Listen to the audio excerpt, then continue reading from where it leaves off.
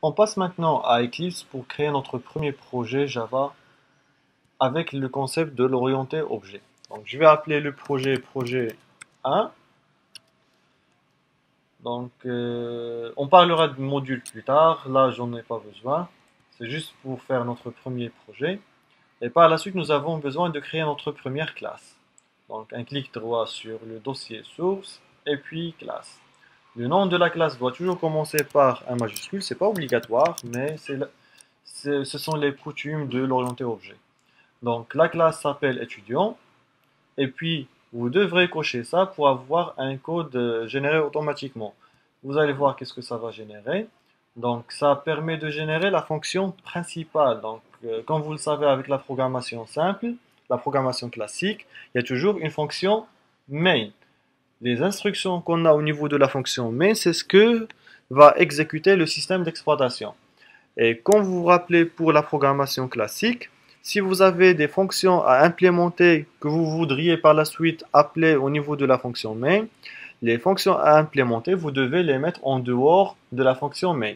Avec la programmation orientée objet, la définition de la classe et les méthodes qui vont manipuler les objets de la classe devraient être implémentées en dehors du main, mais dans la classe étudiant. Donc ça commence par cette accolade et ça se termine par celle-là.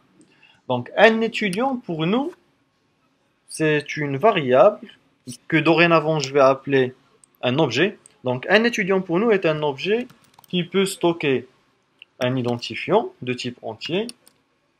N'importe quel étudiant devrait stocker une chaîne de caractères comme nom et aussi un âge qui est un entier. Donc voilà, on vient de définir ce que c'est un étudiant pour notre projet, pour notre programme.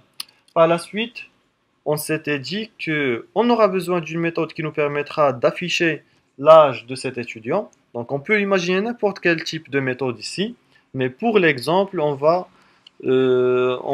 se focaliser sur ça. Donc cette fonction, elle ne retourne rien.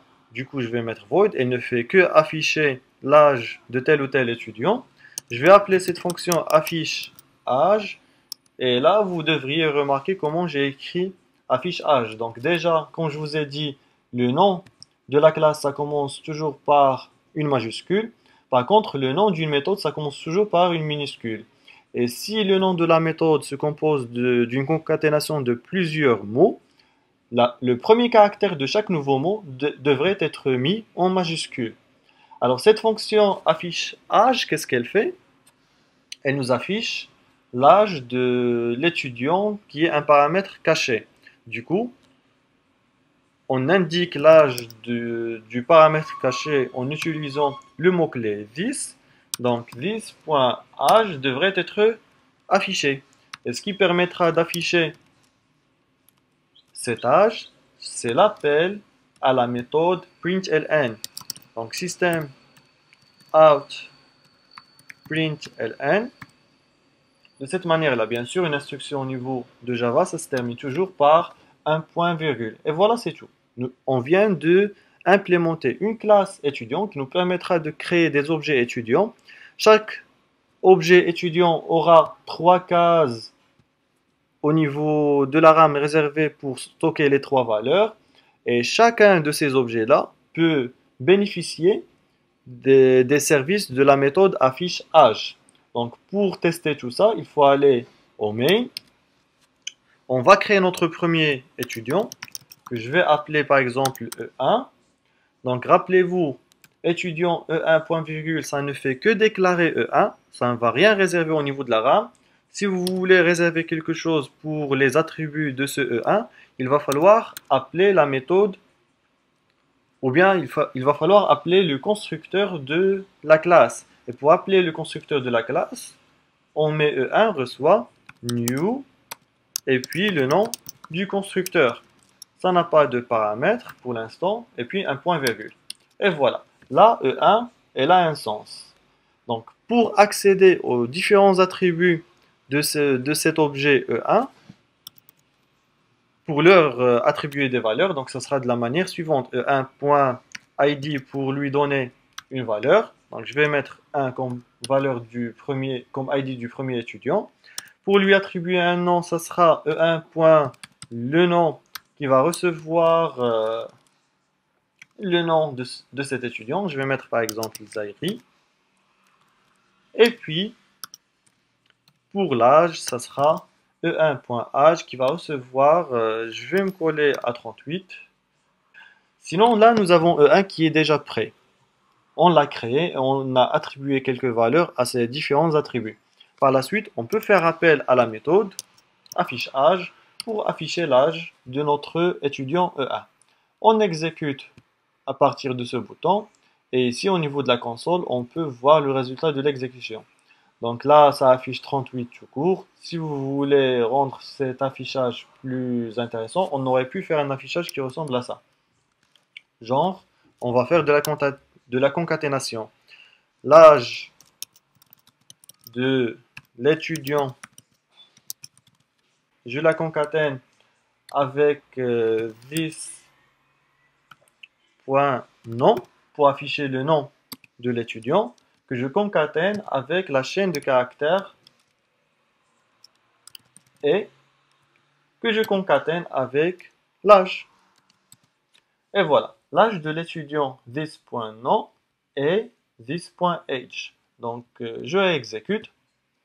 Et voilà, l'âge de l'étudiant Zairi est 38. Il me manque un espace ici pour que ce soit plus joli. Et voilà. Alors maintenant, essayons de créer un nouvel étudiant. Par exemple, E2. Ça sera étudiant E2. Là, je ne vais pas revenir en arrière. Je ne vais pas revenir à la ligne. Je vais, dès la déclaration de E2, je vais l'instancier. Donc, je fais appel au constructeur par défaut. De cette manière-là. Et puis un point virgule. De la même manière, il va falloir juste accéder aux différents attributs de E2 et leur donner des valeurs. Et bien sûr, par la suite, si on voudrait utiliser la même méthode, ce sera E2.affiche âge. Mais sinon, j'aimerais bien avoir quelque chose qui ressemble à ça au niveau du constructeur. Genre, dès la création de l'objet, je lui donne un ID, un identifiant, et puis je lui donne également un nom, par exemple Bouffel. Là, vous voyez quel type de joueur j'adore regarder. Et puis l'âge, je pense que c'est 27 ans. Et quand vous voyez, l'IDE ne reconnaît pas ce constructeur-là. Pourquoi? Parce qu'il fallait le déclarer ou bien l'implémenter. Donc pour implémenter un constructeur, c'est une méthode qui a le même nom que la classe. Elle renvoie rien et elle prend en paramètre les valeurs qu'on voudrait affecter aux attributs de l'objet qu'on va créer. On n'est pas obligé de mettre tous les attributs, ça dépendra de notre besoin. Et là, comme besoin, je vais mettre les 3 attributs. Donc, on a besoin d'un entier d'une valeur pour l'ID, une chaîne de caractères pour le nom, et puis un entier pour l'âge. Que va faire ce constructeur-là? Tout simplement, il va prendre l'objet qu'on voudrait créer et attribuer une valeur à son ID. Cette valeur, bien sûr, je vais la ramener à partir du premier paramètre. Pareillement pour le nom de l'objet caché, de l'objet qu'on voudrait créer. Je vais lui attribuer la valeur qui se trouve au niveau du deuxième paramètre. Et pareillement pour l'âge de l'objet caché. Donc, this.âge, ça va recevoir la valeur qu'on a au niveau du troisième paramètre. Par la suite, bien sûr, il faut respecter l'ordre des paramètres. C'est toujours en premier un identifiant, puis un nom, puis un entier comme âge. Du coup, pour appeler ce constructeur-là, il va falloir toujours respecter cet ordre. Sinon, comme vous remarquez ici, le constructeur par défaut n'est plus reconnu. Pourquoi? Parce qu'on a défini notre propre constructeur. Pour pouvoir bénéficier toujours de ce que fait le constructeur par défaut, on va créer un constructeur qui lui ressemble. C'est-à-dire un constructeur qui n'a pas de paramètres et qui ne fait pratiquement rien. En général, on le met comme premier constructeur et ça va donner quelque chose qui ressemble à ça. Donc, étudiant, pas de paramètres, aucune instruction au niveau du corps de ce constructeur-là. Comme vous remarquez là, l'appel de ce constructeur qui était par défaut est maintenant reconnu. Par la suite, si on voudrait afficher l'âge de E2, il suffirait de mettre E2.affichage. On va tester ça. Ça nous donne le résultat suivant. L'âge de l'étudiant Bouffal est 27.